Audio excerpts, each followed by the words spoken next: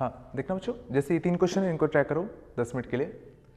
पहला question simply क्या है, find the equation of the circle inscribed between the parallel lines this and this. तो इन दो parallel lines के बीच में जो सर्कल इंस्क्राइब्ड होगा हमें उसकी इक्वेशन चाहिए। इक्वेशन मत करो अभी, इक्वेशन नहीं कर पाओगे, एरिया कर लो इसका, एरिया ऑफ सर्कल। समझ गए? इन दोनों पैरेलल लाइंस के बीच में जो सर्कल बनेगा उसका एरिया कितना आएगा वो फाइंड करना है पहला। दूसरा, find the equation if the equation of the base of the right angle isosceles triangle. अगर एक राइट एंगल आइसोसेलेस ट्रायंगल है उसका बेस की अगर इक्वेशन ये है, ठीक है, then the find the equation of the other two sides, ठीक है। और मुझे एक वर्टेक्स देना पड़ेगा, इफ ऑपोजिट वर्टेक्स, सुना ये जो बेस था उसका जो ऑपोजिट वर्टेक्स था अपना, समझ ना, इसका जो ऑपोजिट वर्टेक्स है अपना वो मान लेते तुम्हारा होता कितना 1,4 होता, ठीक है। तीसरा क्वेश्चन था तुम्हारा, find the area of the rhombus formed by these lines. समझे ये 4 लाइंस लिखी हैं, 3x + 2y + 6, 3x + 2y - 6, 3x - 2y + 6 और 3x - 2y - 6। तो ये जो तुम्हारी 4 लाइंस हैं, ठीक है, इनके बीच सही ये जो रोम्बस फॉर्म करेंगे उसका तुम्हें एरिया फाइंड करना है कि उसका एरिया कितना होगा, ठीक है। तो वीडियो को पॉज कर लो 10 मिनट के लिए, इन 3 क्वेश्चंस को ट्राई कर लो। समझ गए? चलो सॉल्यूशन देखते हैं। पहले का तो ना, जो हमारे पास दो पैरेलल लाइंस है, एक की इक्वेशन क्या है 3x + 2y = 1, 3x + 2y = 1, और दूसरा तुम्हारा कितना है 6x + 4y = कितना 5। इनके बीच का सर जो सर्कल होता वो ऐसा कुछ होता। तो सर इन दोनों लाइंस के बीच का जो परपेंडिकुलर डिस्टेंस होगा वो इस सर्कल के डायमीटर के बराबर होगा। और अच्छी बात है, मैं इन दोनों लाइंस के बीच का जो परपेंडिकुलर डिस्टेंस होगा वो मैं निकालना जानता हूं, c1 - c2 अपन √ कितना a² + b²। तो सर c1 - c2, अगर सर तुम डायरेक्टली ऐसे करते कि भाई ये c1 है ये c2 है, तो c1 - का c2 तो 1 - 5 तो कितना -4। बट सोचो जब तुम √ a² + b² करने जाते तो कंपेयर करते ax + by = c1 और ax + by = c2। तो क्वेश्चन उठता कि तुम a किसको लेते b किसको लेते, कि अगर तुम इसको अगर लेते तो a² + b² √13 आता, और अगर इसको लेते तो √36 और 16 तो √52 आता। ये चला मैं क्या कह रहा हूं। तो सुना, वो जो हमारा फॉर्मूला था वो तभी वैलिड था जब दोनों लाइन समझना जिसमें a और b समझना सेम होने चाहिए थे। तो जो पिछला हमने फॉर्मूला देखा था ना, c1 - c2 √ a² + b², वो फॉर्मूला तभी वैलिड था जब ये भी ax + by टाइप का था और ये भी ax + by टाइप का था। बट अभी सना दोनों सेम फॉर्म के नहीं है, तो क्या करता हूं, दोनों को सेम फॉर्म को बना लेते हैं। तो इसमें 2 का मल्टीप्लाई कर दो, तो इसमें 2 का मल्टीप्लाई करते तो 6x + 4y = कितना 2। अब बिल्कुल देख रहे हैं दोनों सेम फॉर्म के हैं, तो अब ये c1 होगा और ये c2 होगा। तो c1 - c2 करोगे 3 अपॉन √ a² + b², तो 36 और कितना 16 तो कितना आएगा √ कितना 52। ये चला, तो इनके बीच का जो डिस्टेंस होता वो इतना होता।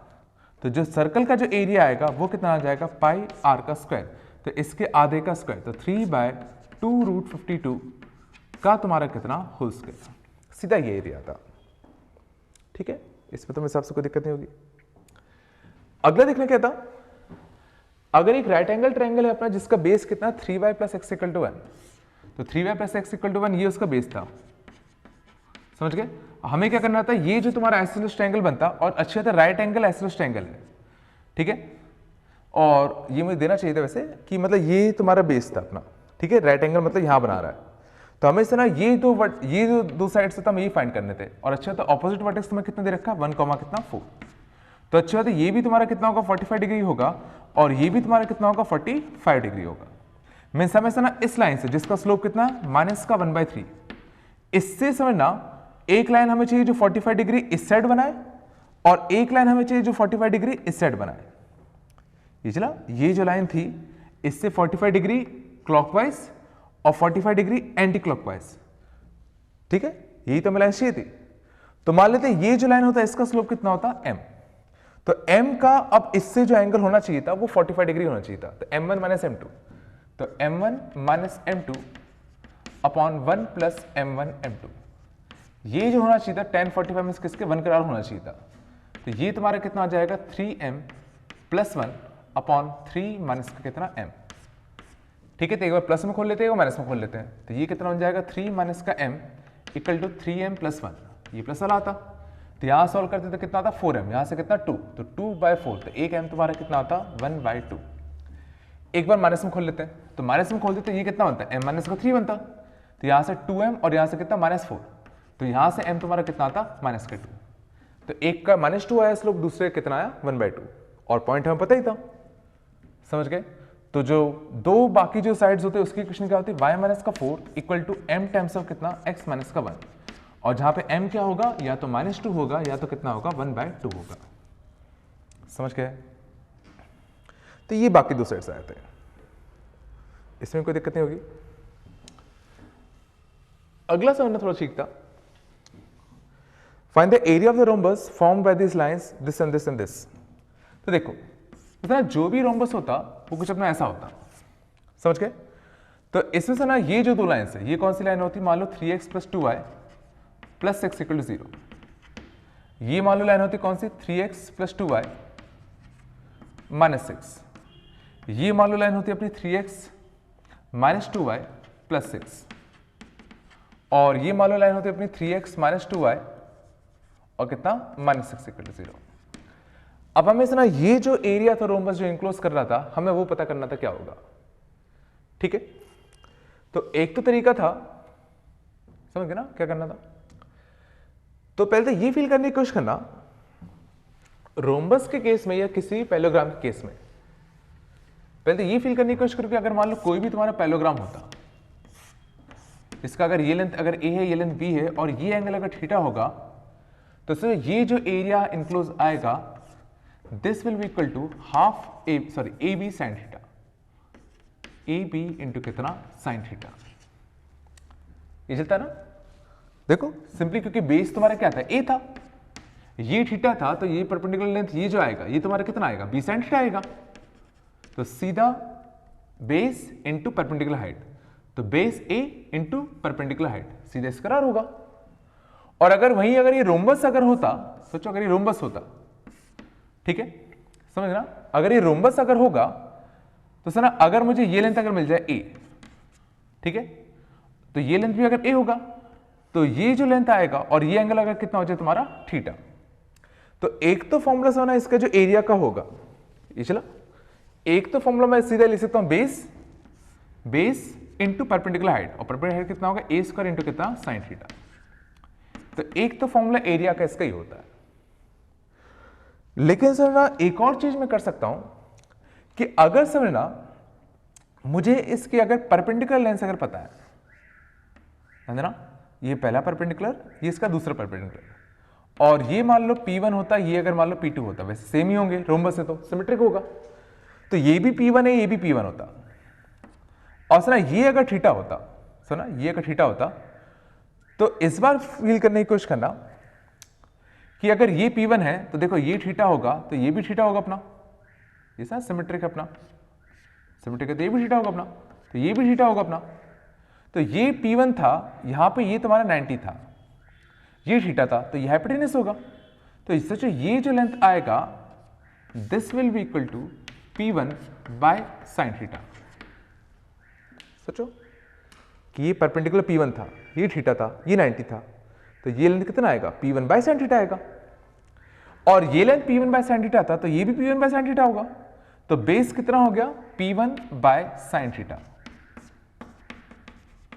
और जो परपेंडिकुलर हाइट होगा वो तुम्हारा कितना होगा P1, तो एरिया कितना आ गया P1² कितना sin थीटा। ये चला मीन्स अगर सर हमें रोम्बस का अगर साइड पता है, ए पता है, तो एरिया निकालने के लिए इस वाले फॉर्मूला का यूज करेंगे, और अगर हमें समझना रोम्बस में जो पैरेलल साइड से उनके बीच का अगर डिस्टेंस पता है P1, समझ गए ना, तो उसके लिए हम लोग सीधा इस चीज का यूज कर सकते हैं। ये समझ में आया P1² कितना sin थीटा, और ऑब्वियसली एरिया की बात कर रहे हैं तो मॉड आएगा।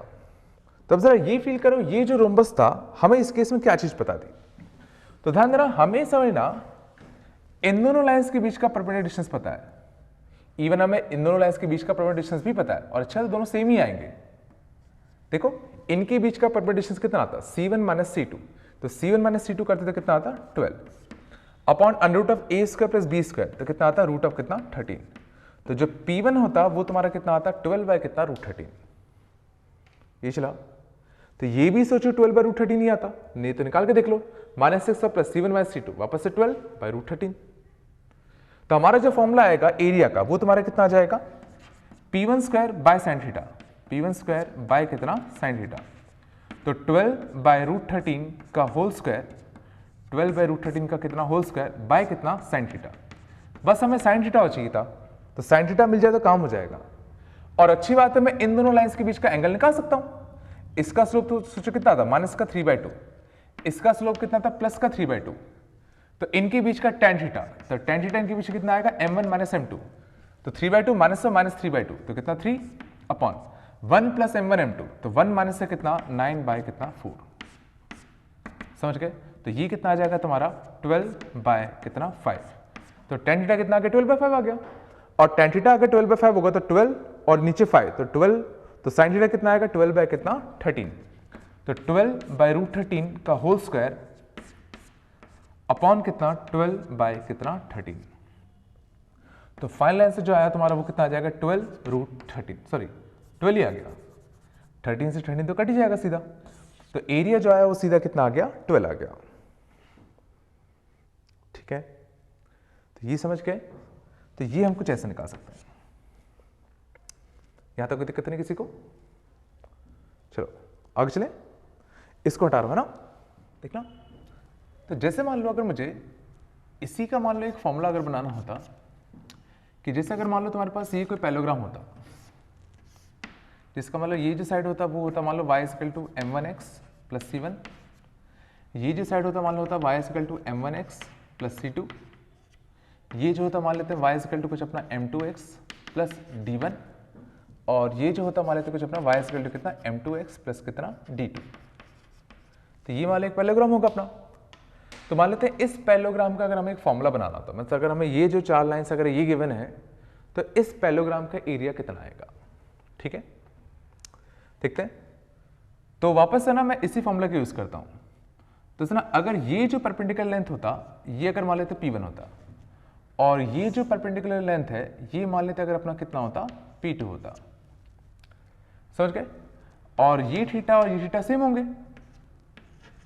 तो ये P2 होगा, ये थीटा था, तो सुना ये जो लेंथ होगा, ये जो लेंथ आएगा ये तुम्हारा कितना आ जाएगा P2 बाय कितना साइन थीटा, और ये length P2 bye sine theta होगा, तो चूंकि पैलोग्राम है तो ये लेंथ भी P2 बाय साइन थीटा होगा, तो बेस का लेंथ कितना आ गया P2 बाय साइन थीटा, और हाइट कितना आ गया तुम्हारा P1, तो जो एरिया आएगा इस पैलोग्राम का वो तुम्हारा कुछ क्या आ जाएगा P1 P2 बाय कितना साइन थीटा, समझ गए। अब देखना P1 निकाल सकते हैं, तो P1 क्या आएगा, इन दोनों पैरेलल लाइंस के बीच का डिस्टेंस, तो P1 तुम्हारा कितना आ जाएगा C1 - C2 अपॉन कितना √1 + m1², समझ गए। P2 क्या आएगा अपना, इन दोनों पैरेलल लाइंस के बीच का डिस्टेंस, तो D1 इनके समझ गए C1 C2 का डिफरेंस, तो D1 - D2 अपॉन कितना √1 + m2², ठीक है, ये आ गया। अब बस हमें क्या निकालना था साइन थीटा, और मैं इनके बीच का tan थीटा निकाल सकता हूं, तो इसका स्लोप कितना था m1, इसका स्लोप कितना था m2, तो tan थीटा कितना होगा अपना m1 - m2 अपॉन कितना 1 + m1 m2, ये अपना कितना होता tan थीटा, बट हमें क्या चाहिए साइन थीटा, तो समझना ये अगर m1 - m2 था और ये अपना 1 + m1 m2 था, ठीक है, तो ये जो आएगा ये कितना आ जाएगा m1 - m2 का होल स्क्वायर, m1 - m2 का whole square plus 1 + m1 m2 का होल स्क्वायर, सोचो ये था।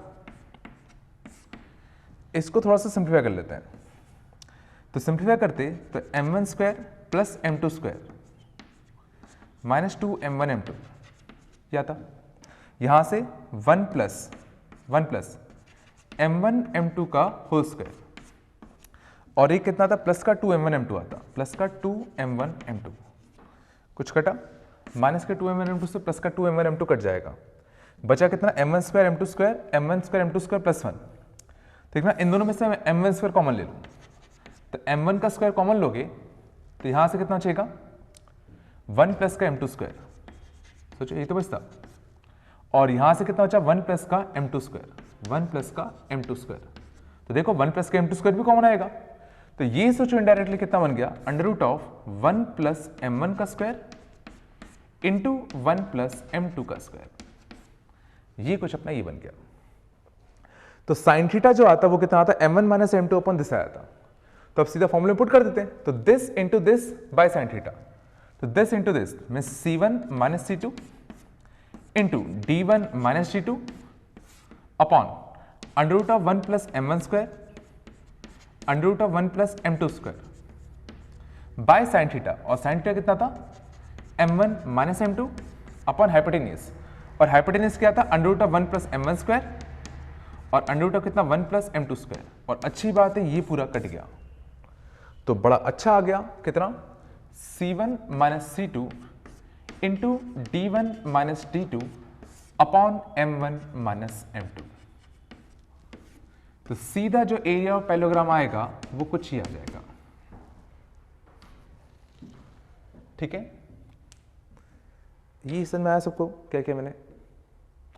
ठीक है, तो ये तुम्हारा एरिया ऑफ पैरेललोग्राम का फॉर्मूला होता। लेकिन सर ना ये फॉर्मूला तभी वैलिड होगा जब लाइन से हमने कुछ y equal to mx plus C intercept form में लिखे हैं तब। ये चला मैंने क्या कहा, तो सोचो अगर मैंने इसी केस में इसी में से ना अगर सोचो लाइंस मैंने कुछ इस फॉर्म में अगर दी होती कि भाई ये लाइन है अपना कुछ अपना a1x plus b1y plus c1 equal to 0, ये मान लो होता a1x plus b1y plus c2 equal to 0, ये मान लो होता a2x plus b2y plus d1 equal to 0, और मान लेते ये होता अपना a2x plus b2y plus d2 equal to 0। तो इसका जो इनक्लोज्ड एरिया आता वो कितना आता? तो हम लोग इस केस में क्या करेंगे, इसको कंपेयर, इसको समय पहले कन्वर्ट कर लेंगे सबको इंटरसेप्ट फॉर्म में। तो इंटरसेप्ट फॉर्म में सबको कन्वर्ट करते तो एरिया जो आता वो कितना आता c1 माइनस c2। तो इसको इंटरसेप्ट फॉर्म में कन्वर्ट करते तो सुना इसको इधर भेजते इसको इधर भेजते, फिर b1 का डिवाइड देते। तो इस केस में जो c1 आता वो c2 बाय b1 आता, इसका माइनस का c1 बाय b1 आता, उन दोनों का डिफरेंस लेते तो कितना आता c2 बाय b1 माइनस का c1 बाय b1, समझ गया, c1 माइनस c2। सिमिलरली इस केस में d1 को इस साइड भेजते b2 से डिवाइड देते, तो d1 बाय b2 माइनस यहां से कितना आता d2 बाय b2, समझ गए। नीचे कितना आएगा m1 माइनस m2, इस केस में m1 कितना होता माइनस का a1 बाय b1, इसमें कितना होता माइनस का a2 बाय b2, उनका डिफरेंस। तो उनका डिफरेंस जो होगा कुछ a1 bye b1 minus a2 bye b2, कुछ इस फॉर्म का होगा। ध्यान देना मैं नेगेटिव का मैंने ध्यान नहीं रखा क्योंकि फाइनली मुझे मॉड लगा नहीं था। इसको थोड़ा सा सिंप्लीफाई कर लेता हूं, तो इसको अगर सिंप्लीफाई करूंगा तो ये तुम्हारा कितना बन जाएगा, ठीक है देखो, तो c2 minus c1, c2 minus का c1, यहां से कितना बन जाएगा, तो c2 माइनस c1 लोगे, c1 माइनस c2 लोगे, फर्क तो पड़ता नहीं है मॉड अपना। यहां से d2 माइनस का कितना d1, और नीचे कितना बचेगा एक b1 और b2 बचेगा अपना। यहां पे कितना बनेगा a1 b2 minus a2 b1, और नीचे ही b1 b2 बनेगा, वो तुम्हारा कट जाएगा, समझ गए ना, b1 b2 तुम्हारा कट जाएगा।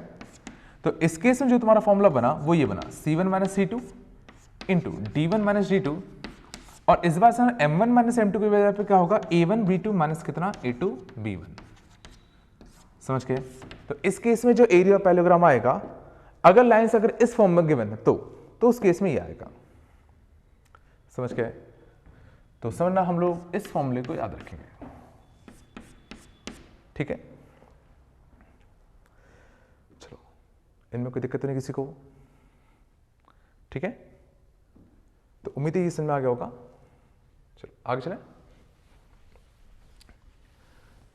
हाँ देखना एक क्वेश्चन देखना, मान लो कुछ ऐसा होता, if three sides of a rhombus, if three sides of a rhombus is given by,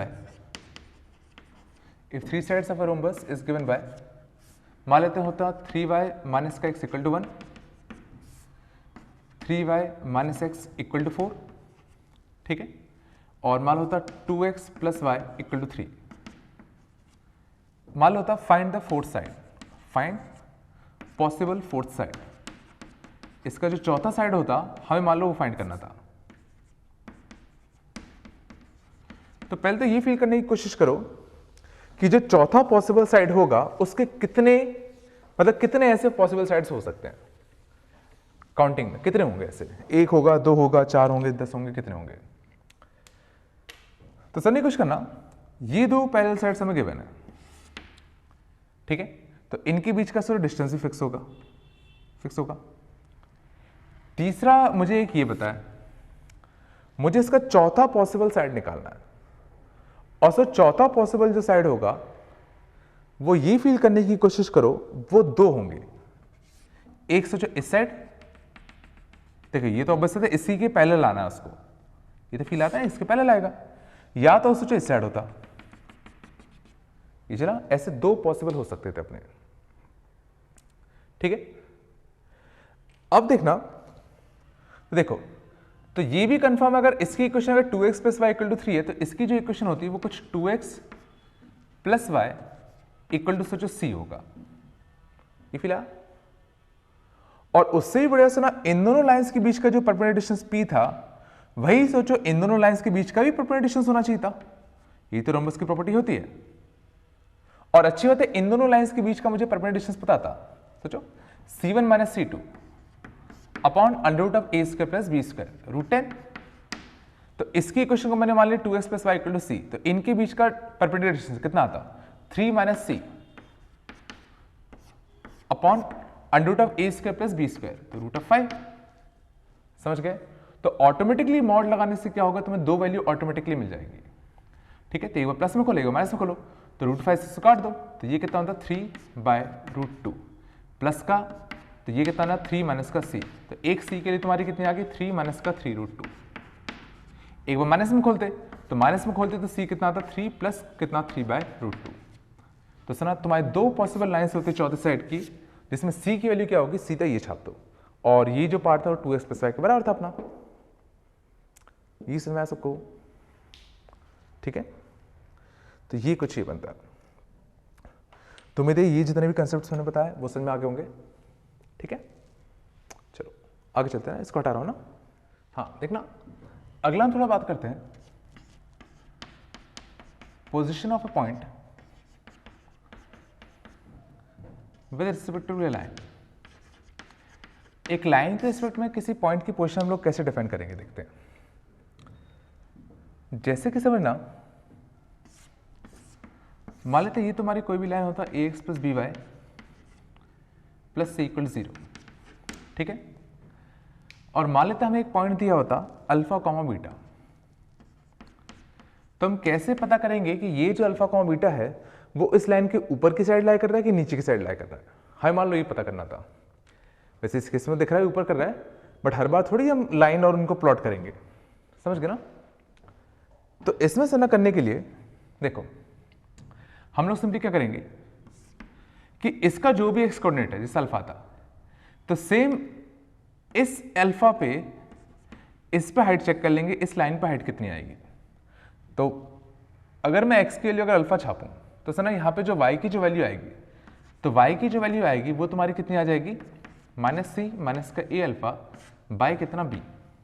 ये चला कि इस समय किसी भी एक्स इक्वल टू अल्फा पे जो वाई की जो वैल्यू आती है जो इस लाइन के ऊपर लाई करेगा वो तुम्हारा कितना होगा, तुम्हारा minus C minus A alpha by कितना बी। ये चला। अब समझना, अगर ये जो बीटा था, समझना देखो ये समझा कि अब मैंने क्या कहा, दोनों का एक्स कोऑर्डिनेट फिक्स कर दिया, इसका भी अल्फा था और इस अल्फा पे इस लाइन पे जो हाइट आती मैंने वो निकाल ली। अब ये देखेंगे कि ये जो बीटा था अपना, अगर ये जो बीटा था अगर इस लेंथ के अगर ऊपर निकल गया, समझना अगर बीटा जो था अगर वो इस लेंथ के अगर ऊपर निकल गया तो सोचो जो पॉइंट होगा वो लाइन के अपर साइड में होगा। ये चला कि अगर सुना ये जो बीटा की जो वैल्यू तो अगर वो इस साइड से ऊपर आ गया, मैं इस पक्का ये जो बीटा होगा फिर इस पॉइंट के ऊपर लाई करेगा। ये चला। और इसी केस में ना अगर बीटा जो था अगर वो सोचो नेगेटिव छोटा पड़ जाता इससे, तो उस केस में क्या होता, पॉइंट जो होता वो लाइन के सरना लोअर साइड में होता। ये चला। अब देखना इसको मैं थोड़ा सा सिंप्लीफाई करता हूँ, ध्यान देना इसको सिंप्लीफाई करके ध्यान देना बी को हम यहाँ नहीं भेज सकते, हमें बी का हमें साइन नहीं पता पॉजिटिव है नेगेटिव, तो इस पूरे को इस साइड ले आओ, तो इस पूरे को अगर इस साइड लाता तो बीटा यहाँ से प्लस का सी प्लस का ए अल्फा बाय बी, इसको इधर ले जाओ तो ये तुम्हारा कितना बन जाएगा a alpha plus B beta plus c upon b. तो अगर ये चीज ग्रेटर देन 0 है तो पॉइंट क्या होगा, लाइन के अपसाइड होगा, और इसी चीज को अगर मैं इधर लाता तो तब भी तो यही बनता, तो उसके से कितना बनता a alpha plus B beta plus c upon b less than 0। Means अगर ये चीज अगर है मीन्स पक्का पॉइंट जो होगा वो क्या होगा, लाइन के लोअर साइड में होगा।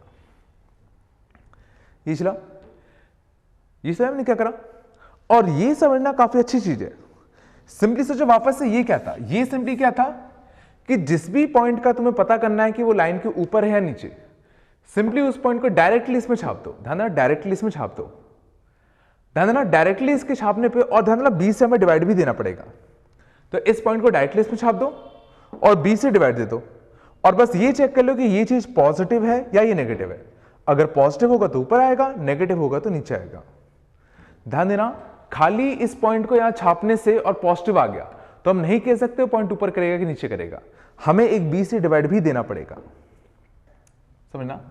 मीन्स अगर जैसे मैं तुमसे पूछा भाई 1,2 जो था वो 2x plus y equal to 6 इस लाइन के ऊपर लाई करता है कि नीचे लाई करता है, तो सिंपली क्या करो, सीधा 1,2 को इसमें छाप दो, तो 1,2 को सीधा इसमें छापोगे तो 2 और ध्यान देना इस पॉइंट को इस साइड ले आओ तो कितना आएगा -6, और ध्यान देना हमें एक b से डिवाइड भी देना पड़ेगा, और b क्या था, y का कोएफिशिएंट, तो y कोएफिशिएंट कितना था 1, और ये देखने में दिख रहा है कैसा नेगेटिव, मींस पक्का ये जो पॉइंट होगा वो इस लाइन की नीचे लाई करेगा, और सही बात भी है। तो जो इसका जो स्लोप था वो कितना था -2, y स्लोप कितना था 6, और देखो पॉइंट 1,2 जो था वो जो कुछ नहीं तो लाई करता इस लाइन के नीचे, समझ गए। या तो देखो 3x माइनस का 2y -1 इक्वल टू 0, ये मान लो लाइन होती, और मान लो हमें पता करना था -1,2 ये इस लाइन के ऊपर लाई करता है कि नीचे, तो अगर तुमने कहा डायरेक्टली -1,2 इसमें छाप दो तो कितना होता है -3 -4 -1, ध्यान देना दिखने में नेगेटिव लग रहा है, लेकिन ध्यान देना एक हमें b से भी डिवाइड देना पड़ेगा, और b क्या होगा, y का कोएफिशिएंट। तो अब ये दिख रहा है वापस से कैसा बन गया तुम्हारा पॉजिटिव, और पॉजिटिव मींस क्या होगा, ये जो पॉइंट होगा वो पक्का है इस लाइन के ऊपर लाई करेगा, समझ गए। तो ये लाइन ऐसा बनता -1,2 कुछ कहां होता, इसके ऊपर होता। ये चला, तो ये एक बहुत ही बड़ा मिसकंसेप्शन होता है कि सीधा पॉइंट को लाइन में छाप दो, पॉजिटिव है तो ऊपर, नेगेटिव है तो नीचे, ऐसा नहीं है, एक बी का भी डिवाइड जाता है। हाँ, अगर तुम्हें ऐसा याद रखना है कि भाई सीधा पॉइंट को इसमें छापो, पॉजिटिव है तो ऊपर, नेगेटिव है तो नीचे, बट उस केस में पहले क्या करो, y का कोएफिशिएंट पॉजिटिव बना लो, समझ गए कि अगर y का कोएफिशिएंट अगर पॉजिटिव हो गया तो नीचे का जो b होगा वो क्या हो जाएगा, पॉजिटिव। अब अगर ऊपर पॉजिटिव आया मींस ग्रेटर देन 0 आएगा, ऊपर नेगेटिव आया मतलब लेस देन 0 आएगा। ये चला, मैंने क्या कहा, ठीक है। तो ये चीज याद रखना कि अगर तुम सीधा सीधा पॉइंट को छाप रहे हो, ठीक है, तो एक बी का भी डिवाइड दोगे तो उसके बाद पॉजिटिव नेगेटिव का चेक करते हैं हम लोग। ये समझ आ रहा है ना मैं क्या कह रहा हूं। मींस अगर तुम डायरेक्टली अगर कहना था, जैसे होता है कि बहुत बार ऐसा हम लोग याद कर लेते हैं कि जैसे अगर मान लो हमें ये सीधा मैंने याद कर लिया कि सीधा कोई भी पॉइंट अगर अल्फा कॉमा बीटा है, और मान लेते हैं अगर कोई भी लाइन अगर तुम्हें दे रखा है ax plus B y plus C equal to 0, तो या तो इसको ऐसे भी सोच सकते हो कि भाई पहले मैं क्या करूं, b को पॉजिटिव बनाई लूं, समझ गया। तो b अगर पॉजिटिव है तो कोई दिक्कत नहीं, b अगर नेगेटिव है तो क्या करो, पूरे में एक नेगेटिव का मल्टीप्लाई कर दो, फिर सीधा अल्फा बीटा को इसमें छाप दो, अगर पॉजिटिव आए तो ऊपर है, नेगेटिव आए तो नीचे। ये चला, ठीक है। अब इसमें से ना ये जो चीज है वो कई बार यूज होगी, सर ना हम लोग ये सर 2-3 बार यूज कर चुके हैं कि अल्फा बीटा को सीधा इसमें छापने पे जो वैल्यू आती है वो क्या आती है, A alpha plus B beta plus का सी, ये आता है। ये सर ना आगे भी कई बार आएगा, तो इसको मैं थोड़ा सा एक नया नाम दे देता हूं, power value. Power value of a point with respect to a line, समझा, क्योंकि ये चीज कई बार आएगी, तो इसको मैंने क्या नया नाम दे दिया पावर वैल्यू, कि सीधा इस पॉइंट को इस लाइन को छापने पे जो वैल्यू मिलती है वो सिंपली क्या होगी, इस पॉइंट की पावर वैल्यू होगी with respect to this line. तो अगर सोचो ये पॉइंट अगर इसी के ऊपर आ गया तो पावर वैल्यू 0 होगी। ये चला, अगर ये जो पॉइंट था इस लाइन के रिस्पेक्ट में पावर वैल्यू निकालने पर अगर पॉजिटिव आया तो क्या हम कह सकते हैं वो लाइन के ऊपर लाई करेगा? वो तभी कह पाएंगे जब बी कैसा होगा? पॉजिटिव। समझ गए? तो पावर वैल्यू पॉजिटिव होने पे पॉइंट ऊपर होगा लाइन के, बशर्ते बी पॉजिटिव हो। पावर वैल्यू नेगेटिव होने पे पॉइंट नीचे होगा लाइन के, बशर्ते बी पॉजिटिव हो। समझ गए? और भी समझना, पावर वैल्यू का काफी ज्यादा यूज आएगा, तो इसको बस हमने एक नया टर्म दे दिया कुछ पावर वैल्यू टाइप का। ठीक है, इसमें कोई दिक्कत नहीं। और ये फील करने की कोशिश करो, ये जो पॉइंट होगा वो लाइन के जितने दूर होगा उसकी पावर वैल्यू उतनी ज्यादा होगी। ये सोच सकते हो कि ये जो पॉइंट P है वो लाइन के जितने दूर, जैसे एक पॉइंट ये था, एक पॉइंट ये था, एक पॉइंट ये था, एक पॉइंट ये था, तो सोचो इसकी पावर वैल्यू सबसे ज्यादा होगी, उसकी उससे कम, इसकी उससे कम, इसकी सबसे कम होगी। कैसे? क्योंकि जरा ये फील करने की कोशिश करना कि अगर मैं इन सबका परपेंडिकुलर डिस्टेंस अगर निकालता इस लाइन से, तो सोचो कितना आता? इसका परपेंडिकुलर डिस्टेंस इस लाइन से, सोचो और कुछ नहीं, इस पॉइंट की power value upon under root of a square plus b square. इस पॉइंट का परपेंडिकुलर डिस्टेंस इस लाइन से, वो सोचो और कुछ नहीं होगा, जो इस पॉइंट की पावर वैल्यू होगी with respect to this line upon under root of a square plus b square. तो सोचो सब में under root of a square plus b square तो कॉमन होता, और इसका डिस्टेंस सबसे ज्यादा है, मिस पक्का इसकी जो पावर वैल्यू होगी वो सबसे ज्यादा होगी। तो जो पॉइंट जितना दूर होगा उसकी पावर वैल्यू उतनी ज्यादा होगी। ये चला। इवन मैं ये भी कह सकता हूं कि किसी भी पॉइंट की जो पावर वैल्यू होगी वो डायरेक्टली प्रोपोर्शनल होगी उसके perpendicular distance from that straight line. सोचो, सही बात है कि किसी भी पॉइंट की जो पावर वैल्यू होगी with respect to a line वो डायरेक्टली प्रोपोर्शनल होगी उसका डिस्टेंस कितना उससे। ये दोनों में सेम ही तो फॉर्मूला बनता है। ये चला मैं क्या कहना चाहता हूं, तो इसको हम लोग याद रखेंगे। अभी मैं बता रहा हूं ऐसा क्यों कर रहे हैं हम लोग। तो ये हमने देखा कि भाई अगर एक सिंगल पॉइंट का मुझे पता करना होता कि वो किसी भी स्ट्रेट लाइन के रिस्पेक्ट में कहां लाई कर रहा है, तो हम सीधा क्या करेंगे, सीधा उस पॉइंट को उसमें छाप देंगे। अगर बी पॉजिटिव है तो कोई दिक्कत ही नहीं है, नहीं तो सीधा बी अगर नेगेटिव है तो पहले उसको नेगेटिव को पॉजिटिव बना लो, फिर सीधा देख लो कि लाइन के ऊपर करेगा या नीचे करेगा। तो मेरे हिसाब से इसमें तो कोई दिक्कत नहीं होनी चाहिए। अब जरा देखना position of two points with respect to line, कि अगर दो पॉइंट्स अगर दिए होते तो इनकी position with respect to line हम लोग कैसे पता करते हैं। तो मान लो ये लाइन होता अपना ax plus B y plus सी इक्वल 0। ठीक है, मान लीजिए दो पॉइंट्स हमें दे रखे हैं, एक अपना दे रखा है अल्फा 1 बीटा 1 और दूसरा में दे रखा मान लेते कुछ अपना अल्फा 2 कितना बीटा 2। ठीक है, तो ये समझने की कोशिश करना कि अगर दोनों पॉइंट्स है ना, अगर किसी भी लाइन के अगर सेम साइड है सर ना, तो या तो दोनों इस लाइन के ऊपर होंगे या दोनों इस लाइन के नीचे होंगे। सोचो, या तो दोनों इस लाइन के ऊपर होंगे या दोनों इस लाइन के नीचे होंगे। तो सर अगर दोनों ही अगर उस लाइन के अगर ऊपर होते तो इसका सर ना, तो ये पॉइंट इस लाइन के ऊपर कब होगा, जब इसकी पावर वैल्यू जो होगी a alpha 1 plus b beta 1 plus c1 upon कितना b, और इस पॉइंट की पावर वैल्यू इसके रिस्पेक्ट में कितना था a alpha 2 b beta 2 plus c2 upon b। सोचो ये पॉइंट भी इस लाइन के ऊपर था, ये पॉइंट भी इस लाइन के ऊपर था, तो सोचो ये भी पॉजिटिव होगा, ये भी पॉजिटिव होगा, और दोनों पॉजिटिव होंगे तो इनका जो प्रोडक्ट होगा वो भी तुम्हारा कैसा आएगा, पॉजिटिव। सोचो, और सर दोनों ही पॉइंट इस लाइन के नीचे कब होते, जब सोचो ये भी नेगेटिव होता और ये भी नेगेटिव होता। लेकिन सोचो अगर ये भी नेगेटिव है ये भी नेगेटिव है तो भी तो इनका प्रोडक्ट कैसा आएगा, पॉजिटिव ही आएगा। ये सोचो, मींस अगर इन दोनों चीजों का प्रोडक्ट अगर पॉजिटिव है इसका मतलब क्या है, या तो ये चीज पॉजिटिव होगी ये चीज पॉजिटिव होगी, मींस दोनों ऊपर है, या ये भी नेगेटिव ये भी नेगेटिव, मींस दोनों नीचे है। मींस इतना तो पक्का होगा कि अगर ये चीज अगर ट्रू है मींस दोनों तुम्हारे कैसे होंगे, सेम साइड में लाई कर रहे होंगे लाइन के। और उससे बढ़िया सना बी और बी मिलके क्या बनेंगे, बी स्क्वायर। तो बी स्क्वायर अगर बन गया तो ये तो सोचो हमेशा ही पॉजिटिव होगा, तो इससे तो वैसे ही फर्क नहीं पड़ना। ये चला मैंने क्या कहा, यहां भी बी था यहां भी बी था, तो मिलकर बी स्क्वायर बन गया। अब बी स्क्वायर को तो मैं तो ट्रांसफर कर सकता हूं सीधा जीरो में, क्योंकि वो हमेशा पॉजिटिव होगा। ये चला मींस सीधा अगर हमें चेक करना है कि दो पॉइंट्स तुम्हारे लाइन के सेम साइड में है कि ऑपोजिट साइड में, तो सीधा दोनों की जो पावर वैल्यू होगी उसका प्रोडक्ट चेक कर लो।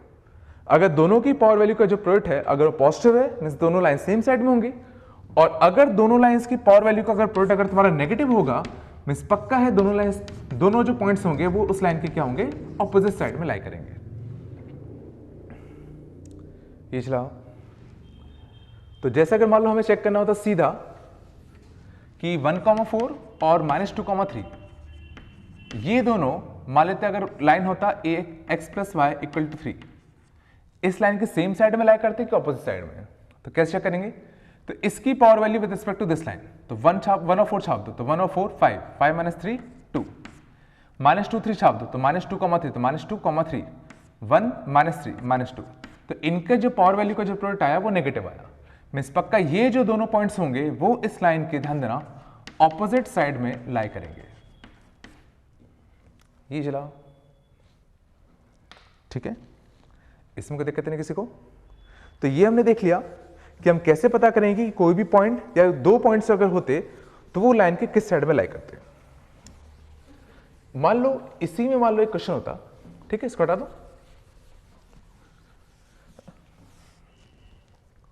मान लो सर ना तुम्हें एक क्वेश्चन दिया होता कि एक ट्रायंगल बन रहा है from 3 lines, a triangle is formed by 3 lines, और मान लेते हैं उन लाइंस की जो इक्वेशन है वो हमें कुछ दे रखी है।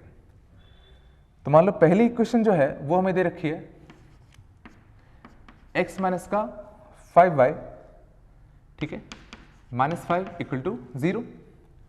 दूसरी इक्वेशन मान लो हमें दे रखी है 3x + y -5 = 0, समझ गए। और तीसरी इक्वेशन हमें दे रखी है, ठीक है, ये पहली इक्वेशन होगी, दूसरी इक्वेशन होगी। मान लो तीसरी इक्वेशन हमें दे रखी थी 5x या फिर y = x, ठीक है, y = x + 5, ठीक है। और मान लो मैं चेक करना था, check if 1,2 lies inside the triangle or not, inside the triangle or not। समझ गए क्वेश्चन क्या है, ये सिंपली एक ट्रायंगल था, 3 लाइन से फॉर्म होने वाला। 3 लाइंस समझ गए कौन कौन सी थी, एक ही वाली, एक ही वाली, एक ही वाली। एक पॉइंट हमें दे रखा था 1,2, हमें ये चेक करना था कि ये जो पॉइंट होगा 1,2 वो इन तीनों लाइन से जो बनने वाला जो ट्रायंगल होगा उसके अंदर लाई कर रहा है या बाहर लाई कर रहा है, ठीक है। तो इसके लिए सर ने क्या करेंगे, तो सर ना इसके लिए फील करने की कोशिश करना, अगर मैं इन तीनों लाइंस का नाम दे दूं, ये L1, ये L2 और ये तुम्हारा L3, तो ये फील करने की कोशिश करो ये जो पॉइंट होगा, ठीक है, समझ गए। अब ये हमें पता करना था ये इसके अंदर लाई करता कि बाहर लाई करता, तो क्या करेंगे, तो सर ना हमें सर ना ये पॉइंट्स निकाल, मैं सर ना ये वाले पॉइंट्स निकाल लेता हूँ, ये पॉइंट्स ऑफ इंटरसेक्शन जो थे, ठीक है। तो मान लेते हैं ये लाइन्स में बना लेता हूँ, तो ये लाइन्स कौन सी होती है, x - का कितना 5y - का कितना 5 = 0। ये लाइन तुम्हारी कौन सी होती है 3x + का y - का 5 = कितना 0। ये लाइन कौन सी होती है y = कितना x + का 5, समझ गए। तो इन दोनों लाइंस का पॉइंट ऑफ इंटरसेक्शन, तो इन दोनों लाइंस का पॉइंट ऑफ इंटरसेक्शन अगर निकालने जाते, ठीक है, तो x के वैल्यू सीधा इसमें छाप दो कितना y - का 5, तो x की वैल्यू सीधा छाप देता हूं कितना y - 5 इसमें, तो y - 5 - 5y, y - 5 - का 5y - 5 = कितना 0, ठीक है। तो उधर जाएगा तो कितना 4y, तो 4y = कितना -का 10, ठीक है। तो 4y = का 10, तो y तुम्हारा कितना आ जाएगा का कितना 5/2, और y कितना आ गया का 5/2, तो y के लिए का 5/2 यहां छाप दो, तो y अगर का 5/2 हो गया तो x कितना आएगा का 5/2 और का 5, तो x कितना आ जाएगा -5/2 -5, ठीक है ना। तो का 3 टाइम्स ऑफ 5/2 मींस कितना का 15/2, तो ये क्वांटिटी तुम्हारे कितने आते का 15/2 का 5/2, कोई दिक्कत नहीं। ये पॉइंट निकाल लेते हैं, तो इस पॉइंट को निकालने के लिए सीधा y के लिए x + y यहां छाप देता हूं, तो y के लिए x + y यहां छाप दो, तो 4x, समझ गए ना, +5 - 5, तो देखो 0 बन गया, तो 4x = कितना 0, तो x = कितना आ गया 0, और x अगर 0 आ गया तो y कितना आ गया 5। तो ये पॉइंट कितना आता है 0, कितना 5। ये पॉइंट निकाल लेते हैं। इसके लिए इन दोनों को सॉल्व करते, तो इन दोनों को सॉल्व करते तो क्या करें, इसमें 3 का मल्टीप्लाई करके इसमें जोड़ दो, तो सॉरी इसमें 5 का मल्टीप्लाई करके इसमें जोड़ दो, तो 5 का मल्टीप्लाई करके इसमें जोड़ते, ठीक है, तो 15x प्लस x तो कितना आता तुम्हारा 16x। ये कट जाता, 5 का मल्टीप्लाई करते माइनस का 25 माइनस का 5 तो माइनस का 30 इक्वल टू कितना 30। तो x जो आता वो तुम्हारा कितना आता 15/8। x 15/8 आता, तो x 15/8 आ गया।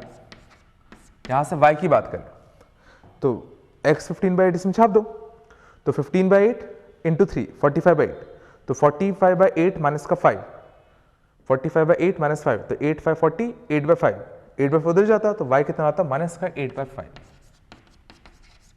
समझ के ना, तो ये पॉइंट कितना का 15/8 कॉमा कितना माइनस का 8/5। पहले यहां तक तो कोई दिक्कत नहीं। अब देखना, अब बड़ा सिंपल है।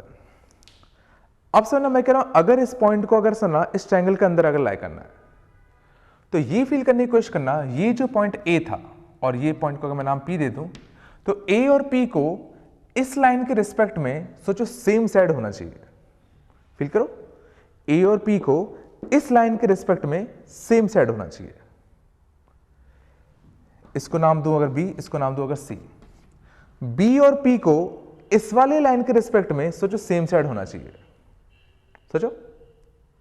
और C और P को इस वाले लाइन के रिस्पेक्ट में सोचो सेम साइड होना चाहिए। ये फील आया? और अगर सो तीनों कंडीशन अगर एक साथ अगर सेटिस्फाई कर गई, मींस पक्का है ये जो पॉइंट होगा वो फिर इस ट्रायंगल के अंदर लाई करेगा। ये सोचने की कोशिश करो पहले तो, कि मैंने कहा अगर इसको ट्रायंगल के अंदर लाई करना है तो मैंने कहा इन दोनों को इस लाइन के रिस्पेक्ट में सेम साइड होना चाहिए, इन दोनों को इस वाली लाइन के रिस्पेक्ट में सेम साइड होना चाहिए, और इन दोनों को इस वाली लाइन के रिस्पेक्ट में सेम साइड होना चाहिए।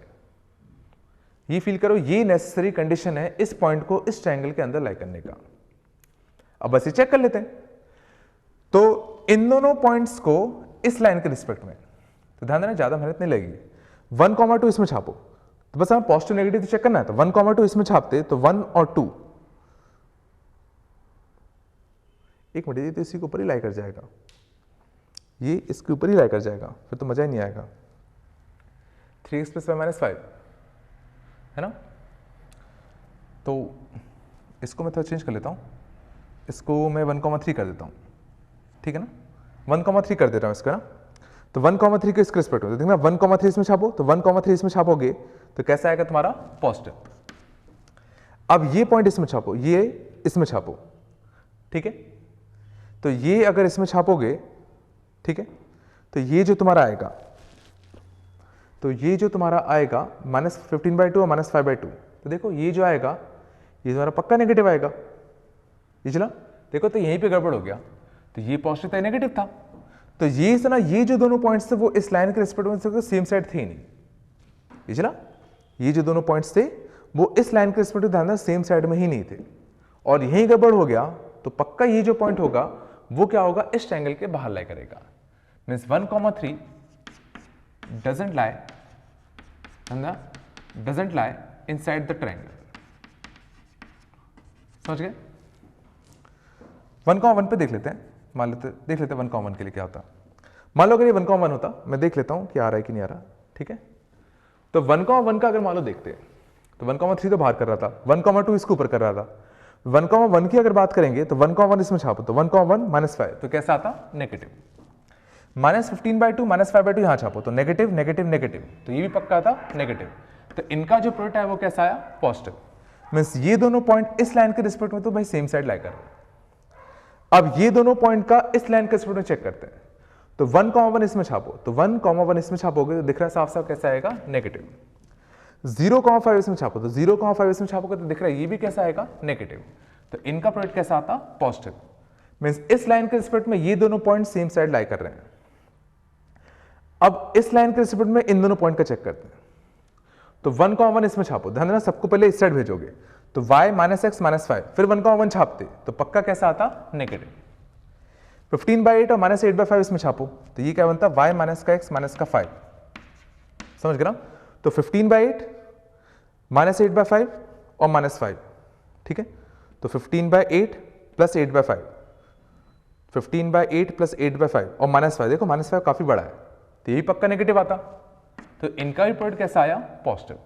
और देखो तीनों चीजें पॉजिटिव आ गई, मीन्स 1,1 जो होता वो पक्का इस ट्रायंगल के, ध्यान देना, इन साइड में लाई करता।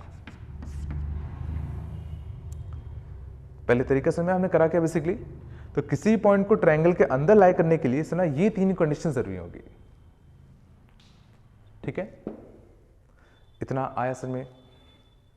चलो आगे चले, थोड़ा सा और देखना, इसको हटा रहा हूं ना। अगला देखना, जैसे मान लो कुछ अगर ये होता, find alpha such that alpha comma alpha plus 1 lies in the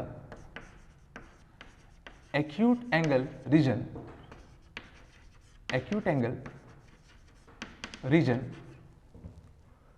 of 2y equal to x and y equal to 3x। मान लीजिए कि हमें अल्फा की वैल्यू फाइंड करनी है ताकि ये जो पॉइंट था अल्फा कॉमा अल्फा प्लस 1, ये इन दोनों लाइन से बनने वाला जो एक्यूट एंगल वाला रीजन था उसमें लाई करे। अब ध्यान देना, y इक्वल टू 3x कुछ ऐसा होगा, y इक्वल टू x/2 ये कुछ ऐसा होगा। इस बार ये कौन सा होता? 2y इक्वल टू x होता। ये कौन सा होता? y इक्वल टू 3x होता। अब हमें ना ये चाहिए था कि ये जो पॉइंट था वो इस रीजन में लाई करे। अब सर इस रीजन में अगर इसको लाई करना है तो सोचो क्या होगा? तो सर सोचो इस वाले रीजन में सोचो कोई पॉइंट अगर लाई करेगा तो सोचो इसके नीचे है, इसके ऊपर है। सोचो इसके नीचे था और इसके ऊपर था।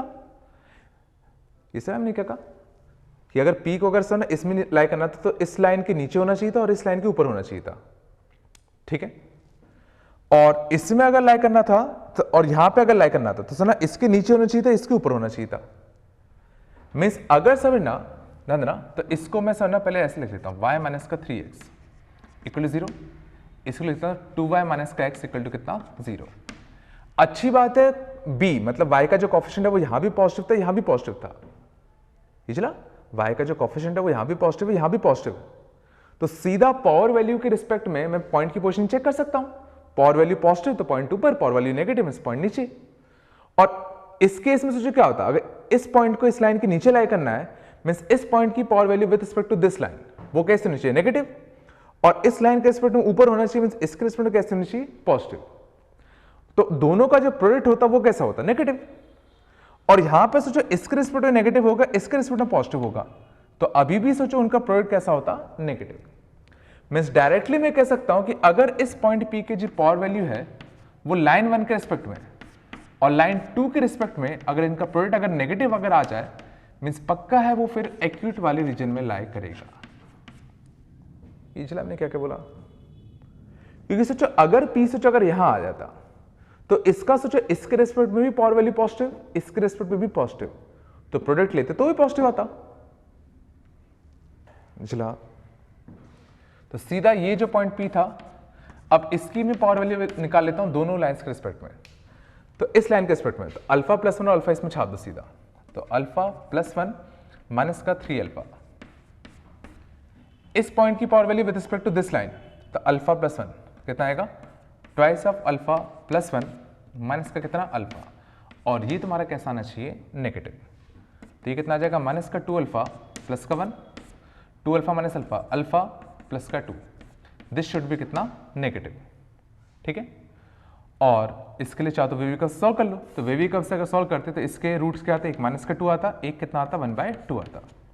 और धंधना कुछ भी इससे 1/2 से बड़ा 1 छापते तो 1 छापते तो पॉजिटिव, 1 छापते तो नेगेटिव, तो ग्राफ कहां से आएगा? नीचे से। और हमें कौन सा पार्ट चाहिए था? नेगेटिव वाला। तो आंसर कितना जाएगा? अल्फा बिलोंग्स टू -∞ से लेके कितना तुम्हारा? -2। और हमें क्या चाहिए था? Lies in the acute angle region ना, तो ऊपर नहीं लाई कर सकता था, तो इक्वल टू नहीं आएगा। यूनियन कितना? 1/2 से लेके कितना? इन्फिनिटी। तो उस केस में जो आंसर आता वो कुछ सीधा ही आ जाता, ठीक है। इसमें कोई दिक्कत तो नहीं किसी को? समझ गए ना सब? इसी में सर ना एक और जो तरीका होता वो ज़्यादा अच्छा तो नहीं होता बट समझने की कोशिश करो, उससे बाकी हो सकता है दूसरे क्वेश्चन जल्दी हो जाए। सर ना ये जो एक वेरिएबल पॉइंट था अल्फा कॉमा अल्फा प्लस 1, वो सोचो y is equal to x plus 1, इस लाइन के ऊपर एक मूविंग पॉइंट है। सोचो सोचो इस लाइन के ऊपर एक वेरिएबल पॉइंट कैसे लेते, x को अल्फा मान लो तो y कितना आता, अल्फा प्लस 1 ही तो आता।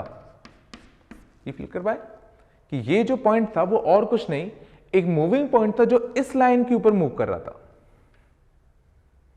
ये चला, तो इस लाइन के ऊपर मूव करने वाला एक मूविंग पॉइंट था, और ये जो लाइन था इसका सोचो अगर मैं फिगर बनाता तो इसका स्लोप समझना 3 था, इसका स्लोप समझना 1 है, तो ये जो लाइन सोचो बनता वो समझना कुछ ऐसा बनता, स्लोप 1 का। ये चला, तो सुना इस पॉइंट के ऊपर एक मूविंग पॉइंट जो था वही तुम्हारा अल्फा कॉमा अल्फा प्लस 1 था। ये सोच पा रहे हो? अब हमें यही तो चाहिए था कि ये जो पॉइंट था उसको एक्यूट रीजन में लाई करना था। तो देखो ये जो लाइन का देखो वो हिस्सा जो इन दोनों लाइंस के बीच का जो एक्यूट रीजन में लाई कर रहा है, देखो ये जो मैंने डैश वाला पोर्शन बनाया वो जो पोर्शन था वो सोचो इन दोनों लाइंस के बीच के एक्यूट रीजन में लाई कर रहा था, ये वाला और ये वाला। ये फील कर पाया मैंने क्या कहा? तो बस सोचो अगर मुझे ये पॉइंट अगर मिल गया तो इसका जो एक्स कोऑर्डिनेट होगा वही तो अल्फा होगा। ये पॉइंट अगर मुझे मिल गया तो इसका जो एक्स कोऑर्डिनेट होगा वही तो अल्फा होगा। तो यहां से लेके इन्फिनिटी आंसर आएगा और यहां से लेके माइनस इन्फिनिटी आंसर आएगा। और अच्छी बात है ये पॉइंट में पता कर सकता हूं, सीधा इस वाली लाइन को और इस वाली लाइन को सॉल्व कर लो। तो y इक्वल टू 3x और y equal to x plus 1, तो 3x equal to x plus 1, ठीक है। तो x इक्वल टू कितना आ जाता है तुम्हारा 1/2, तो यहां से अल्फा कितना आ गया 1/2। इस पॉइंट को सॉल्व करने के लिए इस लाइन को और इस लाइन को सॉल्व कर लो, ठीक है। तो y equal to x plus 1 यहां छाप दो, तो 2x प्लस 2, ठीक है। तो x इक्वल टू कितना आ जाएगा तुम्हारे यहां से -2, तो यहां से अल्फा कितना आता -2। तो यहां से लेके इन्फिनिटी और यहां से लेके माइनस इन्फिनिटी, तो आंसर देखो वही आता -2 से लेके -2 और यूनियन कितना 1/2 से लेके इन्फिनिटी। तो इसमें ये जरूरी था समझना कि ये जो भी तुम्हें वेरिएबल पॉइंट दिया था ये फील आना चाहिए कि ये इस लाइन के ऊपर एक मूविंग पॉइंट था। अब इस लाइन का वो हिस्सा जो इन दोनों के बीच में आया था बस वही तुम्हें सोचना था, तो वो हमने ऐसे देख लिया। ये चला, मैंने क्या करा और देखो, ठीक है, इसको हटा रहा हूं ना। हाँ देखना, जैसे ये 2 क्वेश्चन है इनको ट्राई करो। पहला क्वेश्चन सिंपली सुनना क्या था, find alpha such that alpha comma 2 lies inside the triangle formed by these lines x plus y equal to 5, y equal to x minus 5 and 3x minus y minus 5 equal to 0, ठीक है। तो बताना alpha की कौन सी value होंगी जिसके लिए ये जो पॉइंट होगा वो इस ट्रायंगल के बीच में लाई करेगा। दूसरा हमें पता है थीटा फाइंड करना है कौन कौन से होंगे जिसके लिए ये जो पॉइंट होगा वो ये जो शेडेड रीजन है y equal to x² वाला इसमें लाई करेगा। समझ गए? चलो देखो करो, ट्राई करो, थोड़ा सा 10 मिनट वीडियो को पॉज कर लो, इनको ट्राई करो। चलो सॉल्यूशन देखना पहले का। पहले से ना 3 लाइंस तुम्हारी कुछ चाहिए थी अपनी, कौन कौन सी थी अपनी, x plus y equal to 5, तो x plus y minus 5 equal to कितना 0। ये कौन सा था y minus x plus 5 equal to कितना 0, और ये कौन सा था 3x माइनस वाई और कितना माइनस 5 इक्वल टू कितना 0। पॉइंट हमें कौन सा चेक करना था, अल्फा कॉमा कितना 2। ये पॉइंट निकाल सकता हूं, इन दोनों को सॉल्व कर लो। इन दोनों को सॉल्व करने के लिए सीधा दोनों को जोड़ दो, तो दोनों को जोड़ते तो y कितना आता तुम्हारा, देखो x x कटता 2y इक्वल टू 0, तो y कितना आता 0, y 0 आ गया तो x कितना आता 5, तो 5, 0। इन दोनों का पॉइंट नोटेशन, तो दोनों को जोड़ दो, तो दोनों को जोड़ोगे तो y कट जाएगा, तो 3x माइनस एक्स 2x और x 5 भी कट गया, तो x कितना आ गया 0, x 0 छाप दो तो y तुम्हारा कितना आ जाएगा -5। इन दोनों को सॉल्व कर दे, तो इनमें इन दोनों को जोड़ दो तो y से y कट जाता, यहां से 3x plus x 4x minus 10, तो 10 उधर जाता, तो 10/4, तो कितना आता 5/2। x 5/2 आ गया, x अगर 5/2 होता तो y को भी कितना होना पड़ता, देखो 5/2, समझ गए ना, ठीक है। x 5/2 तो y 5/2 होना पड़ता, तो ये 3 पॉइंट्स आ गए। अब अगर हमें से ना इस पॉइंट को इस ट्रायंगल के अंदर लाई करना था, तो कंडीशन क्या होगी, ये और ये पॉइंट को इस लाइन के रिस्पेक्ट में सेम साइड होना चाहिए। तो इस पॉइंट की power value with respect to this line कितना होगा, 3 अल्फा -2 -5, तो कितना 3 अल्फा -7, तो 3 अल्फा माइनस का 7, और इस पॉइंट की power value with respect to this line, तो 5 15 माइनस का 5 जो भी होता पॉजिटिव होता है, और इनका प्रोडक्ट हमें कैसे चाहिए था? पॉजिटिव। तो ये पॉजिटिव इसका प्रोडक्ट पॉजिटिव चाहिए, तो मींस इसको पॉजिटिव करना पड़ेगा। तो यहां से अल्फा तुम्हारा कितना आ गया? ग्रेटर देन कितना? 7/3। ये चला, इस पॉइंट को और इस पॉइंट को इस लाइन के रिस्पेक्ट में सेम साइड होना चाहिए। तो इस पॉइंट की power value with respect to this line, तो अल्फा और 2, तो अल्फा 2, तो कितना बनेगा? Alpha minus 3। और इस पॉइंट की power value with respect to this line, 0 minus 5 यहां छाप दो, तो 0 माइनस 5 छापोगे तो 0 माइनस 5, तो यहां कैसे बनेगा? नेगेटिव। और इनका प्रोडक्ट मुझे कैसे चाहिए था? पॉजिटिव। तो ये अगर नेगेटिव है तो इसको भी नेगेटिव होना पड़ेगा, मींस अल्फा माइनस 3 को क्या होना पड़ेगा? नेगेटिव। मींस अल्फा क्या होगा तुम्हारा? Lesser than 3। इस पॉइंट के रिस्पेक्ट में इन दोनों को सेम साइड होना चाहिए था, तो अल्फा कॉमा 2 की पावर वैल्यू इसके रिस्पेक्ट में, ठीक है ना? तो अल्फा और 2, तो 2 + 5 7, 7 माइनस का अल्फा, और इसकी power value with respect to this line, तो 5/2 5/2 कट गया 5, तो कैसा आया? पॉजिटिव। और इनका प्रोडक्ट कैसा होना चाहिए था? पॉजिटिव। मींस इसको भी कैसा होना था? पॉजिटिव। तो 7 minus alpha greater than 0, means alpha कितना आ गया? Lesser than 7। और इस पॉइंट को इसके बीच में लाई करने के लिए इसको तीनों कंडीशन को एक साथ फॉलो करना पड़ता, मींस हमें क्या लेना पड़ेगा? तीनों का इंटरसेक्शन। और तीनों का इंटरसेक्शन लेंगे तो इन दोनों ने कहा, इसने कहा 3 से छोटा, इसने कहा 7 से छोटा, तो दोनों की बात एक साथ मानोगे तो कितना आएगा? 3 से छोटा, और इसने कहा 7/3 से बड़ा। तो देखो फाइनल अल्फा जो आया वो तुम्हारा कितना आ गया? 7/3 से लेके कितना? 3 तक। तो ये अल्फा की रेंज होती है। ये चला, तो एक तो तरीका ये था। दूसरा तरीका देखना जो कि ज्यादा अच्छा होता, देखो इन तीनों लाइंस को प्लॉट ही कर लो। तो देखो x + y = 5, ठीक है, y = x - 5, तो y = x - 5, तो देखो ये कितना होता? 5,0 0,5 होता। y = x - 5 जिसका स्लोप 1 है, और y इंटरसेप्ट कितना? -5, -5,0 एक ही होता। और तीसरी लाइन कौन सी? 3x - y - 5, तो 3x - y - 5, ठीक है। तो सुना, इसका जो y इंटरसेप्ट था वो कितना था तुम्हारा? y इंटरसेप्ट जो था वो कितना था? -5। पिछला इसका जो y इंटरसेप्ट था 3x - y - 5 का कितना था? -5 था अपना, -5 था, और स्लोप कितना था तुम्हारा? 3 था। तो -5 और स्लोप 3, ये सुना कुछ कैसा बनता? ऐसा। ये चला, ये कौन सी लाइन बनती? 3x - 5 - 5 का। और देखो इसका जो पॉइंट आया था, देखो कुछ 5/2 5/2 आया था। ये चला ना, एक 5,0 आया था, एक -5,0 आया था। यहां तो कोई दिक्कत नहीं। और सुना, ये जो पॉइंट था, ये सोचो एक मूविंग पॉइंट है जिसका y कोऑर्डिनेट हमेशा 2 है। मैं सोचो ये जो लाइन होता y = 2, सोचो ये जो तुम्हारी लाइन होती y = 2, तो सोचो ये जो पॉइंट था और कुछ नहीं, इसी लाइन के ऊपर एक मूविंग पॉइंट था। ये फील करो,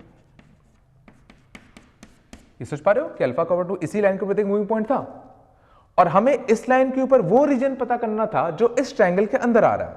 और देखो इस ट्रायंगल के अंदर कौन सा रीजन आ रहा है? ये वाला पार्ट आ रहा है। तो क्यों ना मैं ये वाला x कोऑर्डिनेट निकाल लूं और ये वाला x कोऑर्डिनेट निकाल दूं, वही तो मेरा आंसर होगा। तो सीधा इस वाली लाइन को सॉल्व कर लो y = 2 के साथ। तो इसमें y = 2 छापो, तो 2 छापोगे तो कितना बनेगा? 7/3। तो इसका x कोऑर्डिनेट कितना है? 7/3। y = 2 को इस वाली लाइन के साथ सॉल्व कर लो, तो इस वाली लाइन, ये वाली लाइन तुम्हारी कौन सी थी? x + y = 5, ठीक है ना। तो इसमें y = 2 छापो, तो यहां से अल्फा कितना आता? 3। तो देखो अल्फा कितना है? 7/3 से लेके 3 के बीच में। ये चला, समझ गए? सीधा देखा, ये जो पॉइंट था वो इसी लाइन के ऊपर एक मूविंग पॉइंट था, तो इस लाइन के ऊपर वो पॉइंट जो इस ट्रायंगल के अंदर दिख रहा है, ये ऐसे था। समझ गए? तो इसको ऐसे करते ज्यादा अच्छा होता। चलो अगला क्या था? Find theta such that cos theta, sin theta lies inside the shaded region. तो ये जो शेडेड रीजन था, इसके बीच में मुझे क्या करना था? cos थीटा और sin थीटा को प्लेस करना था, ठीक है। तो इस बार जरा ये फील करने की कोशिश करो, ये जो पॉइंट है वो सोचो किस कर्व के ऊपर एक मूविंग पॉइंट था। तो शायद समझ में आ रहा हो कि ये x² + y² = 1। याद करो मैंने बताया था कि इसके ऊपर सोचो जो पैरामीट्रिक पॉइंट इसका आता है वो कितना आता है, r cos theta comma r sine theta, means 1 cos theta comma 1 sine theta. Means सोचो ये जो एक मूविंग पॉइंट था जिसमें सर थीटा का वेरी करोगे तो ये जो पॉइंट होगा मूव करेगा, वो और कुछ नहीं इस सर्कल के ऊपर एक मूविंग पॉइंट था। ये फील कर पा रहे हो? और अब हमें इस सर्कल के ऊपर वही तो पॉइंट चाहिए थे जो इस पैराबोला के अंदर लाई करेंगे, मीन्स ये वाले हिस्से। सोचो ये चला कि ये जो पॉइंट था वो और कुछ नहीं, वो इस सर्कल के ऊपर एक मूविंग पॉइंट था। तो इस सर्कल के ऊपर वो पॉइंट जो इस पैराबोला के इस शेडेड रीजन में लाई कर रहे हैं, मीन्स यहां से लेके यहां तक। ये चला, लेकिन हमें थीटा फाइंड करना है, तो क्यों ना पहले मैं ये दोनों पॉइंट्स निकाल लेता हूं। तो इसकी इक्वेशन क्या है, x square plus y square equal to 1। इसकी इक्वेशन क्या है, y equal to x square, तो एक्स स्क्वायर के लिए वाई छाप दो, तो y square plus y minus 1 equal to कितना, 0। तो y की जो वैल्यू आई वो तुम्हारी कितनी आ गई, -1/2 plus minus √5/2, means -1 plus minus का √5/2। ये चला, ये तो है अपना। लेकिन ये साफ साफ दिख रहा है ये जो y होगा वो पॉजिटिव होगा, मीन्स इसकी जो y की जो वैल्यू आई वो तुम्हारी कितनी आ गई, -1 प्लस √5/2। ये चला, इसका y जो होगा पॉजिटिव ही तो होगा। ये समझा? अब से ना y अगर ये आ गया तो मैं x निकाल सकता हूं, तो x कितना आएगा तुम्हारा, इसका अंडर रूट। ये चल रहा है ना, समझ गए ना? तो y अगर तुम्हारा ये मिल गया तो x जो आता तुम्हारा, x कितना आता, इसका अंडर रूट आता। ठीक है, तो हमें से ना इस पॉइंट के x कोऑर्डिनेट भी मिल गया, y कोऑर्डिनेट भी मिल गया। समझ गए? मान लेते हैं कि इसकी जो वैल्यू होती है कुछ k होती है, इसको मैं कुछ k मान ले रहा हूं। तो x कितना आया इस वाले पॉइंट के, रूट k, और कितना k, और ये कितना आया, माइनस का रूट k कॉमा k। इधर मैंने उसको कुछ k मान लिया। अब ये सनी कोशिश करना, ये जो पॉइंट होगा, समझ गए? अब हमारे जो आंसर होते हैं वो कौन से थे, इस थीटा से लेके इस थीटा तक। सोचो, और पैरामीट्रिक पॉइंट हमने कैसे डिफाइन किया था कि यहां से ये जो थीटा होगा उसके कोऑर्डिनेट क्या होंगे, cos थीटा कॉमा कितना, sin थीटा। सोचो ये तो होते, तो थीटा सोचो यहां से लेके यहां तक आंसर आना है। ये चला, थीटा यहां से लेके यहां तक आंसर आना है। तो सर अगर मैं इसको अगर मैं थीटा 1 नाम दूं और इस वाले एंगल को अगर मैं थीटा 2 नाम दूं, तो सोचो हमारा जो आंसर आएगा वो इसलिए क्या आएगा, थीटा 1 से लेके कितना, थीटा 2। यही तो आएगा। ये सोचो, ये चला कि अगर ये वाला एंगल अगर थीटा 1 होता और ये पूरा एंगल अगर थीटा 2 होता तो हमारा आंसर कितना आता, थीटा 1 से लेके थीटा 2। कि अगर थीटा सोचो थीटा 1 से लेकर अगर थीटा 2 अगर होगा तो पक्का इसके बीच में लाई करेगा। बस हमें थीटा 1 और थीटा 2 निकालना है। और अच्छी बात है सर ना, हमें इसका सोचो, हमें इसका y पता है, हमें इसका x पता है। सोचो, हमें इसका y पता था कितना था, k, हमें इसका x पता था कितना था, √k।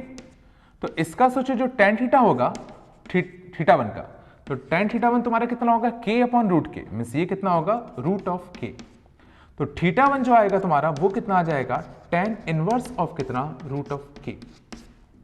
ये चला, और ये जो तुम्हारा थीटा 2 होता है यहां से लेके यहां तक, ये कितना आता, k/-√k। तो tan थीटा 2 जो तुम्हारा आता वो तुम्हारा कितना आता, k/-√k। मींस थीटा 2 तुम्हारा कितना आ जाएगा, tan इनवर्स ऑफ कितना, -√k।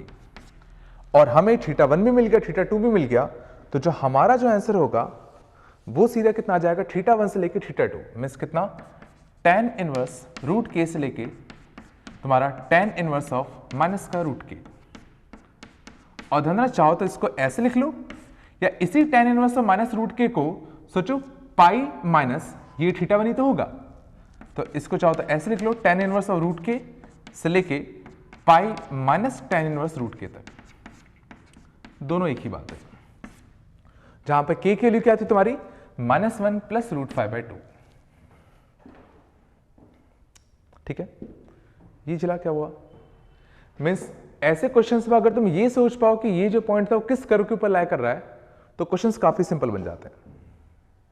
ठीक है, चलो ठीक है, आज के लिए इतना ही काफी है, बाकी अगली क्लास में देख लेंगे अपन। चलो ठीक है।